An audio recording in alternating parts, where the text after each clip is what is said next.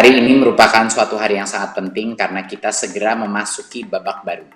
Setelah kita 1 tahun telah berjuang bersama melewati masa yang sangat sulit karena pandemi ini. Sebelum menyampaikan paparan, saya pertama ingin mengucapkan dulu terima kasih sebesar-besarnya kepada Ibu dan Bapak Guru, serta adik-adik pelajar dan mahasiswa yang tetap bersemangat untuk mengajar dan belajar di tengah begitu banyak tantangan. Salah satu tantangan terbesar adalah murid tidak bisa ke sekolah untuk berinteraksi dengan teman dan guru-guru mereka. Selain itu, pembelajaran tatap muka pada kenyataannya memang sulit untuk digantikan dengan pembelajaran jarak jauh. Oleh karena itu, perkenankan kami pada hari ini mengumumkan keputusan bersama 4 menteri tentang panduan penyelenggaraan pembelajaran di masa pandemi COVID-19. Ada 2 bagian dari paparan saya. Yang pertama adalah vaksinasi dan kedua adalah mengenai kebijakan pembelajaran setelah melakukan vaksinasi. Berikut.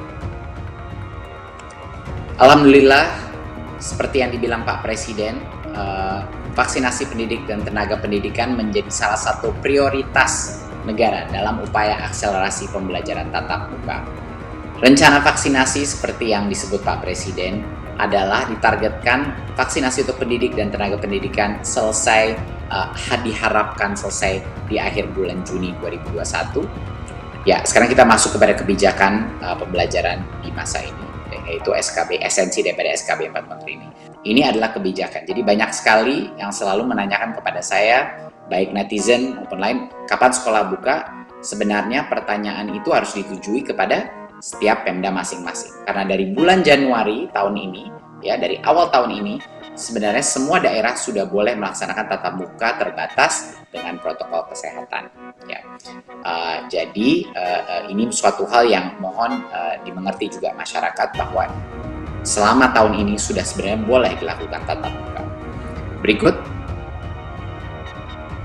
Tapi kenyataannya realita di lapangan adalah hanya sekitar 22% daripada sekolah kita yang melakukan pembelajaran tatap muka. Ya, hanya 22% dari total sekolah kita. Bahkan di zona hijau dan kuning pun yang paling besar itu zona hijau dengan 41%.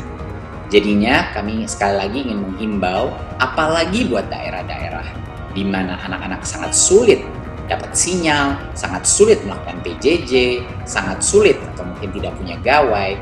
Ini adalah tanggung jawab setiap Pemda untuk memastikan bahwa tatap muka terjadi untuk anak-anak yang paling sulit melaksanakan PJJ.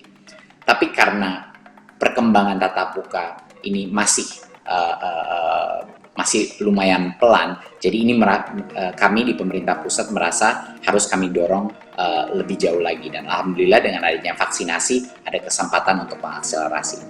Berikut, kita sekarang ketinggalan dari negara-negara lain. Sudah 85% daripada negara di Asia Timur dan Pasifik sudah melakukan pembelajaran tatap muka. Dan berbagai macam pihak, pakar-pakar dunia seperti Bank Dunia, WHO, dan UNICEF, semuanya sepakat bahwa penutupan sekolah ini bisa menghilangkan pendapatan hidup satu generasi. Loss of learning ini real dan memang resiko yang bisa dampaknya permanen. Indonesia sudah 1 tahun hampir mayoritas daripada sekolahnya tidak melaksanakan tatap muka. Jadi ini sudah relatif terlalu lama, dan penutupan sekolah ini bisa bukan cuma dampak kepada pembelajaran, tapi dampak yang negatif terhadap kesehatan, perkembangan, dan kesehatan mental anak-anak kita. Dan juga jangan lupa untuk orang tuanya juga yang sangat sulit mendapatkan kesempatan ekonomi bekerja di luar karena mereka juga harus mengurus anaknya di rumah. Jadi dampaknya banyak sekali, dampak negatif yang ada. Berikut.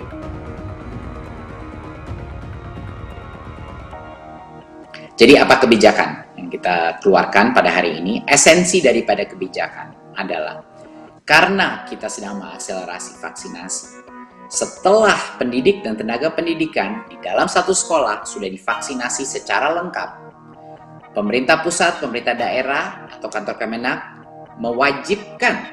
mewajibkan satuan pendidikan tersebut untuk menyediakan layanan pembelajaran tatap muka terbatas dengan menerapkan protokol kesehatan. dan juga masih ada opsi pembelajaran jarak jauh. Kenapa masih harus ada opsi pembelajaran jarak jauh? Karena protokol kesehatannya itu maksimal kapasitasnya 50%. Jadi mau tidak mau, walaupun sudah selesai vaksinasi dan diwajibkan untuk memberikan opsi tatap muka terbatas, tapi masih harus melalui sistem rotasi. Sehingga harus menyediakan dua-dua opsinya, tatap muka dan juga pembelajaran jarak jauh. Tapi poin kedua yang terpenting adalah orang tua atau wali murid boleh memilih, berhak dan bebas memilih bagi anaknya apakah mau melakukan pembelajaran tatap muka terbatas atau tetap melaksanakan pembelajaran jarak jauh. Jadinya sekolah setelah guru-guru dan tenaga pendidiknya divaksin itu wajib memberikan pelayanan pembelajaran tatap muka terbatas dengan protokol kesehatan. Tetapi orang tua boleh memilih apakah mereka nyaman mengirim anaknya ke sekolah apa tidak. Jadinya ujung-ujungnya per anak keputusan ini ada di orang tua. Tetapi sekolah yang sudah divaksinasi wajib memberikan opsi tatap muka terbatas pada saat vaksinasinya sudah rampung.